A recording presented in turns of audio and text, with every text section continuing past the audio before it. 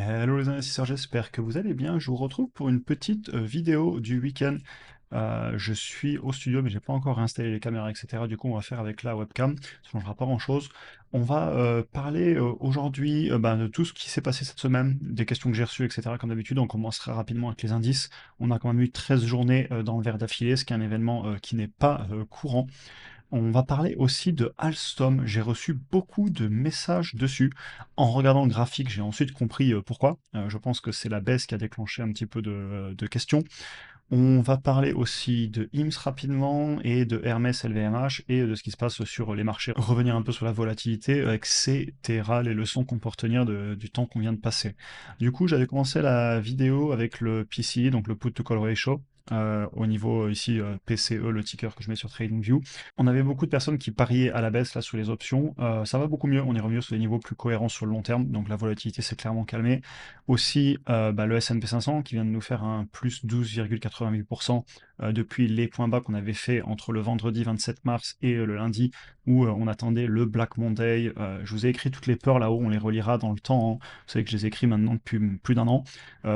Géopolitique au Moyen-Orient, les aéroports sont fermés, le détroit d'Ormuz est fermé, on attend le Black Monday, donc le lundi noir, le pétrole, etc. Bref, on est à plus 12,88% et j'espère que ça n'a pas vendu le 27 mars, sinon j'ose pas imaginer l'état émotionnel. Et puis ça nous a refait un peu la même d'ailleurs qu'avril dernier où on est à plus 47% depuis sur le changement de paradigme. Cette fois c'est différent, l'économie mondiale sera plus jamais le même. Et je les note évidemment c'est avec un peu de sarcasme, mais si je le fais c'est pour retenir les leçons. On en parlait d'ailleurs beaucoup dans le school ensemble, et ceux qui veulent nous rejoindre, vous avez le lien en description pour avoir accès à une communauté dans laquelle je fais les vidéos au-delà de YouTube, et justement on en parlait un petit peu, qu'on est bien content d'avoir acheté la baisse. J'ai acheté du Amazon, j'avais acheté aussi du IMS quand on a vu le gros de la baisse, je vais vous le montrer ici. Alors Amazon sous les 212, hein, là j'achète plus du tout à 250, mais il y a eu des sacrées opportunités à l'achat, on en avait parlé sur la chaîne d'ailleurs, vous avez toutes les vidéos d'analyse. IMS pareil aussi, entre 15 et 20 ici, donc voilà. Je voulais vous dire aussi, j'ai mes notes à côté, je vous fais la vidéo un petit peu en live, un jour pour vous tenir au courant le week-end, sachant que je vais avoir plus de temps maintenant que je suis rentré au studio et que je vais pouvoir réinstaller tout mon setup.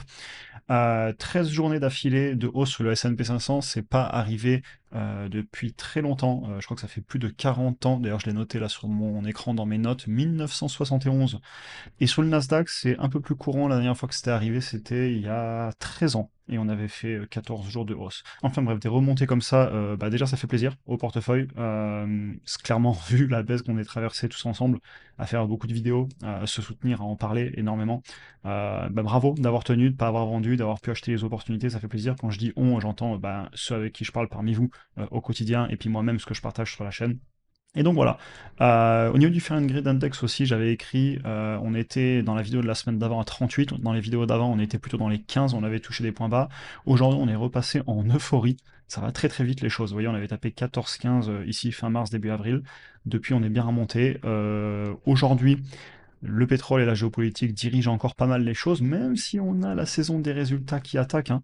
On a déjà eu les publications d'ASML, Taiwan Semiconductor, JP Morgan, BlackRock, la semaine prochaine Tesla, UNH, Intuit, Intel, donc voilà, ça commence à publier sérieusement.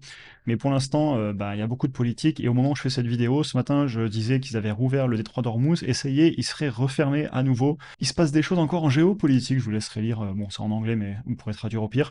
Donc voilà, on verra où on sera lundi. Bien malin, celui qui sait si on fera une 14e journée de hausse ou pas. Il peut se passer tellement de choses d'ici lundi. La vérité, c'est souvent la première victime dans la politique, dans les conflits, etc.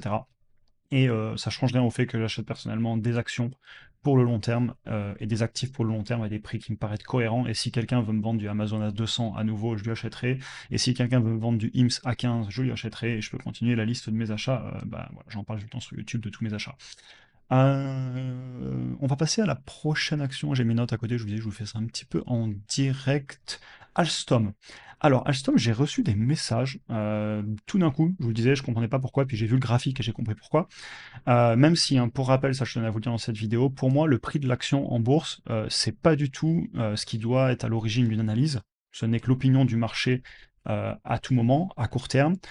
Et d'ailleurs, je vais vous reparler d'Alstom parce qu'on avait fait une vidéo dessus de souvenirs, c'était en janvier dans le school et j'avais fait une valorisation, donc je vais vous en reparler.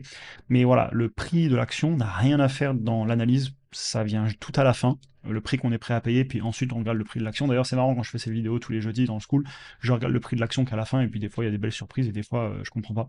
Donc voilà. Et aussi, bah, du coup, petit rappel, vous pouvez avoir une action qui baisse de 50%, et c'est pas pour autant une raison de penser que l'entreprise va aller mal ou expliquer qu'elle est finie. Et des fois, à l'inverse, ça peut être une bonne raison pour laquelle elle baisse. On se rappellera de Google, hein, qui a baissé énormément après que ChatGPT allait les tuer. Bon, ça s'est bien passé pour Google. On l'a vécu ensemble très récemment sur IMSS. Alors là, j'entends plus du tout parler de IMSS. Je sais pas pourquoi. Enfin, on m'en parlait beaucoup pendant la baisse. Moi, j'ai envie de continuer à en parler pendant la hausse parce que ben, l'entreprise remonte. Il y a eu un accord qui a été négocié, hein. C'est tout mon analogie sur David et Goliath avec Novo. J'étais pas certain que ça tire jusqu'en 2030, ou en tout cas, je voyais pas trop les probabilités élevées que ça aille si loin que ça en justice. Ça n'a pas été le cas. Il y a toutes les vidéos sur la chaîne YouTube où j'en parle. Bon, on peut parler d'ailleurs de IMSS maintenant, comme ça sera fait, hein. J'achète plus à 28, non pas que je la trouve trop chère, j'avais déjà montré mes prix cibles, à 28, je trouve pas que la valorisation soit élevée, toujours pas. Par contre, clairement, prix de revient unitaire, je crois que je suis autour des 16 maintenant, donc je suis bien content d'avoir acheté la baisse. J'ai plus que doublé ma position, d'où le fait que mon prix de revient unitaire qui était entre 7 et 8 de souvenirs est fortement monté. J'ai beaucoup acheté une grosse partie de la baisse, surtout qu'on était venu taper au niveau des 20, 25, ensuite 15, etc. Et j'ai racheté un petit peu la rebaisse ensuite. Très content de l'avoir fait.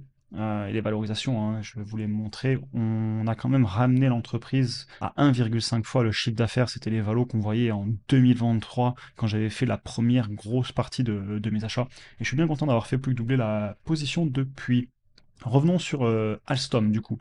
L'entreprise, elle cote à combien maintenant? J'ai vu que là, il y a une grosse baisse, je sais même pas, on va regarder. 16.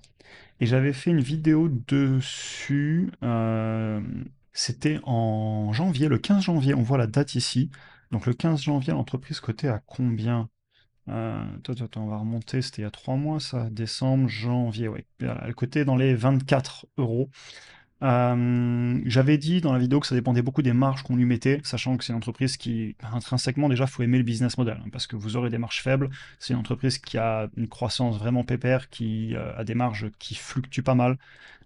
Donc voilà, faut aimer le type de business model, le potentiel à gagner de l'argent qui très probablement sera jamais très élevé. Après, pourquoi pas, hein, si on aime ce type de business dans l'industrie. D'ailleurs, j'ai des boîtes dans l'industrie, donc c'est pas quelque chose qui me choque, mais voilà. Compliqué au niveau des marges. Et à l'époque, j'étais à un prix à payer, bah, vous voyez, à 12,5. Et si je montais les marges, ça pouvait me monter jusqu'à 24-25. J'avais pas eu une conclusion négative, je l'ai réécouté tout à l'heure. Je partais même du principe que c'était une entreprise qui pouvait devenir intéressante, je le disais, mais avec une très très grosse décote. Donc à 24 non, à 16 non. Est-ce que j'en ferai une vidéo YouTube? Je sais pas. Je sais pas, est-ce que ça vous intéresserait qu'on parle d'Astom? À 12,5, peut-être commence à ressortir le dossier, mais vous voyez, à 12,5, j'ai même pas encore demandé de décote, hein. Je suis à tout juste un prix qu'on pourrait considérer, et encore, il faut voir les marges, hein, parce qu'à 3% de marge, je crois que c'est pas toujours le cas, hein, sur ce business. Enfin voilà, j'ai reçu plein de questions dessus, donc moi, je me suis dit que je vous en reparlerai. J'imagine que j'ai reçu des questions parce que l'entreprise s'est ben, un petit peu mal comportée en bourse. Mais encore une fois, le prix n'a rien à faire dans une analyse. C'est l'opinion à tout moment du marché. Et si le marché veut payer ça 24-25, que bon, lui semble, ce ne sera pas mon cas. Voilà, et dans mes notes, j'avais écrit pour finir Hermès et LVMH, oui, tout à fait. Hermès, il y a eu les résultats, LVMH aussi. Sur LVMH, j'étais pas du tout mécontent des résultats. Il y a toujours le taux de change qui les impacte. On a la croissance organique qui repart. Bon, bah, du coup, j'ai commencé par vous parler d'LVMH, donc je regarde les graphiques d'LVMH. Personnellement, je n'achète pas à 499. J'en avais acheté, mais à peine. J'avais eu un jour pour l'acheter ici en juin à mon prix.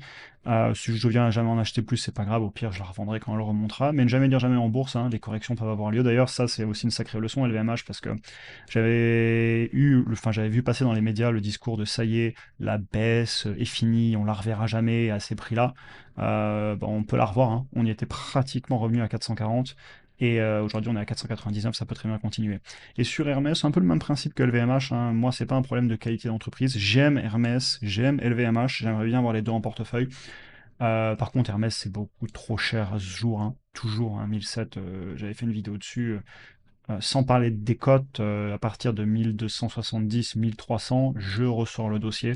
Avant, Si je l'écrivais, ça d'ailleurs dans le school, on en parlait dans les commentaires et j'avais fait un post. Si je ne vois jamais du Hermès sous les 1 300 euros, c'est pas un problème pour moi. Au pire, j'aurai d'autres entreprises en portefeuille. Mais le prix, c'est ce que je paie, la valeur, c'est ce que j'obtiens. Si le marché veut payer l'entreprise plus de 2 000 euros, je crois qu'on avait commencé à la suivre dans les 2005. Vous retrouverez sur la chaîne YouTube, c'était hors de question. Et même à 1007, hein, je peux toujours pas. C'est mon argent que j'investis. Et ouais, patience pour l'instant sur ce dossier comme sur LVMH. Et donc voilà, pour finir cette vidéo, globalement, bah, on verra où on ouvrira l'ouverture lundi. Il peut encore se passer des choses entre dimanche et lundi matin avec tous les décalages horaires et toutes les zones géographiques. Donc bien malin celui qui peut savoir où on sera lundi, à la hausse, à la baisse. Je m'aventurerai pas à le deviner. Par contre, faites pas dire ce que j'ai pas dit. Je vais un petit peu revenir certainement comme sur les mois de janvier et de février où je levais du cash et où j'achetais moins sur les points hauts. Clairement, hein, quand on repasse en euphorie, que les indices vont bien, que le portefeuille va bien, etc. J'en profite un petit peu pour lever le pied, et quand on a un petit peu plus de temps difficile et de la volatilité, j'en profite pour pas mal à acheter, et vu que j'ai quand même bien acheté la baisse, à ouvrir des nouvelles positions, à doubler mes positions sur certaines lignes, à acheter pas mal d'Amazon, etc. Je vais en profiter pour remonter un peu les niveaux de cash, et en plus la saison des résultats arrive, donc on va peut-être un petit peu revenir au rationnel, c'est ce que je vous disais le week-end dernier, j'avais fait ce petit slide ici.